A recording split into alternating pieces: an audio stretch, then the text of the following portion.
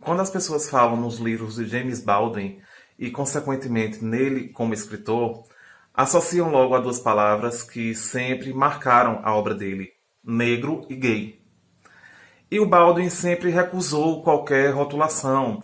Ele não admitia ser reduzido a termos que induzem uma segregação. Ele dizia que esses rótulos, por exemplo, quando exaltam uma raça e outra raça acaba sendo degradada, oprimida, denegrida, isso era o primeiro passo para um assassinato, para a violência. Então, questões de sexualidade, personagens gays ou bissexuais e principalmente relacionamentos interraciais sempre estiveram presentes nos livros dele. Essas características aparecem em romances como Terra Estranha e O Quarto de Giovanni, que são dois livros que tiveram uma repercussão considerável aqui no Brasil e no resto do mundo. E tem um livro que está causando, que as pessoas estão comentando muito, que é Se a Rua Bale Falasse, que foi lançado em 1974 e agora ganha uma reedição pela Companhia das Letras, ao mesmo tempo em que está concorrendo a 3 categorias do Oscar: de atriz coadjuvante, de trilha sonora e de melhor roteiro adaptado. Bom, voltando ao livro, ele conta a história de Tish e Fanny, que se conhecem desde crianças e são moradores do Harlem, que é o bairro em Nova York conhecido como grande centro cultural dos afro-americanos. O livro mostra muito em detalhes como as famílias negras viviam e eram criadas naquela época, na década de 70. E aí eles crescem, se apaixonam e decidem viver juntos, né? Mas precisam lidar com os grandes obstáculos da vida. Quando Fanny pede a mão da Tish em casamento, o pai dela diz assim: cuidem bem um do outro. Parece simples, mas vocês vão ver o quanto é difícil. É como se ele tivesse adivinhado o que o destino estava guardando para todos eles. E nem precisava adivinhar, né? O pai dela era um homem mais maduro, vivido, então ele sabia pelo que os negros passam. A Tish e o Fanny, eles começam a organizar a vida a dois. Eles procuram apartamento em outro bairro dominado por brancos, até que ele é acusado de um crime que não cometeu. Ele é preso pelo estupro de uma porto-riquenha que diz que foi um homem negro que abusou dela e nem sabe a cara do estuprador. Mas aí um policial de caráter duvidoso, corrupto, acha mais fácil acusar ele. Então, o Fanny acaba preso por puro racismo. A Tisha, a protagonista narradora, até fala que os Estados Unidos não são uma dádiva de Deus para a gente preta. Se é, então os dias de Deus estão contados. O Deus que essas pessoas dizem servir e de fato servem de maneiras que desconhecem tem um péssimo senso de humor. Ela diz que a vontade é dar uma puta de uma surra nele se ele fosse homem. Ou se ela fosse homem, né? Porque se naquela década de 70 o país já não era um lugar fácil para os negros, imagina então para uma mulher negra. Tem muitas questões da história em torno desse racismo, desse preconceito cruel enraizado na América. Por exemplo, ela diz também que a mesma paixão pela vida que salvou o Fanny da marginalidade na juventude dele fez com que ele se encrencasse, né, e fosse parar na cadeia. Porque ele descobriu o centro dele, ele descobriu a liberdade e deixava isso claro para todo mundo.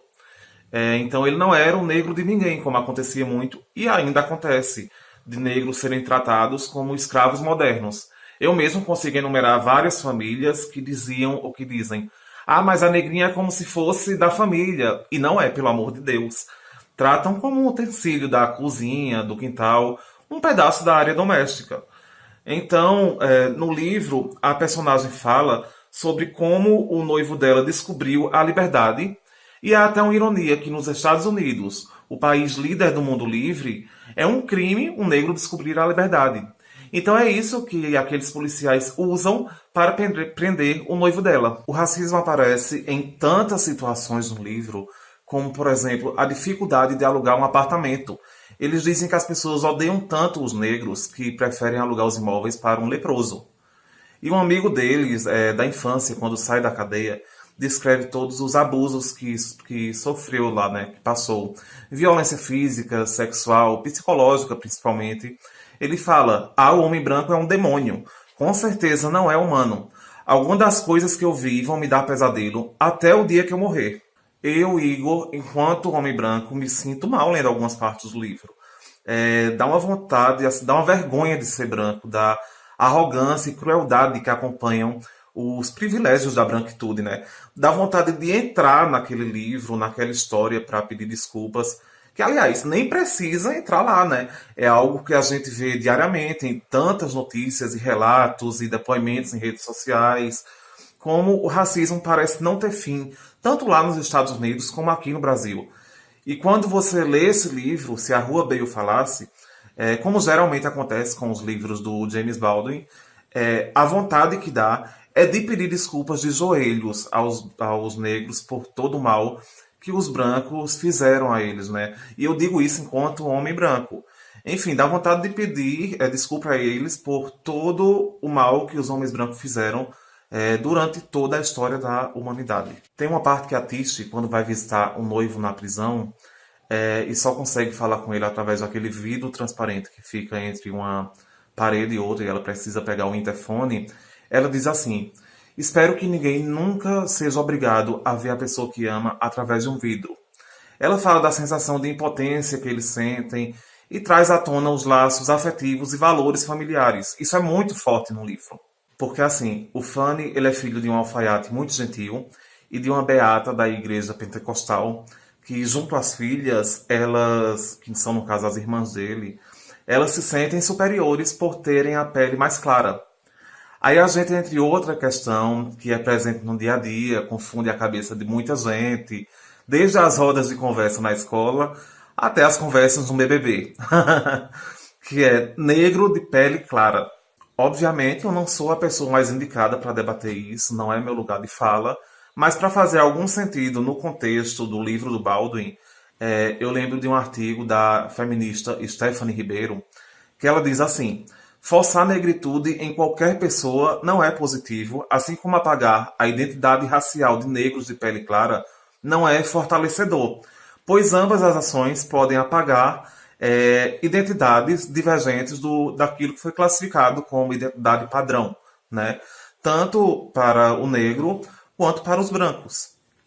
Mas a gente não pode esquecer que quem definiu os moldes estéticos do que era ser negro foram os sujeitos brancos, a partir de uma visão racista, preconceituosa, e sem considerar a multiplicidade da nossa identidade. Então esse ponto volta cada vez que a gente lê no livro sobre a arrogância da mãe do Fanny, né, da mãe das irmãs dele.